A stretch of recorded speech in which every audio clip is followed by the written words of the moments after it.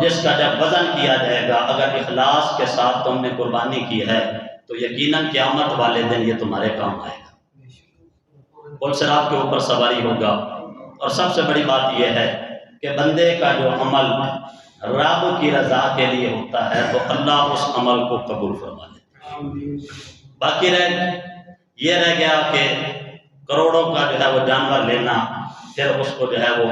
T V کے اوپر لے کے جانا، ساتھ ساتھ چلنا اور جو ہے وہ جھومنے لگ جانا، اس طرح کی باتیں کرنا کہ میرا جانور بڑا ہے،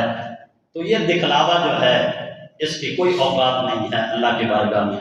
رب ذوالجلال خالق کائنات مالک کائنات نے قرآن پاک میں ارشاد فرمایا لن ینال اللہ لحومها ولا دماؤها ولکن ینالہ التقوی منکم۔ اللہ فرماتا ہے کہ ایمان والوں تمہارے گوشت کی رب کو کوئی ضرورت نہیں ہے، نہ جانور کے خون کی ضرورت ہے، تمہارے دل کے اندر جو کیفیت ہوتی ہے نا جانور کو ذبح کرتے وقت، اگر وہ کیفیت رب کی رضا ہے تو تمہارا وہ جانور اللہ کی بارگاہ میں قبول ہے۔ اور اگر دکھانا ہو، مقابلہ کرنا ہو، شوخیاں مارنی ہو تو پھر ایسی قربانی کا کوئی فائدہ نہیں ہے کہ جس میں رب کی رضا شامل نہ ہو۔ کروڑوں روپیہ لگا دینا ایک جانور کے اوپر، اس سے بہتر یہ ہے کہ اگر اللہ نے آپ کو وسعت اور طاقت دی ہے تو آپ اپنی طرف سے قربانی کریں، آپ کے گھر کے جتنے بھی افراد ہیں ان کی طرف سے کریں،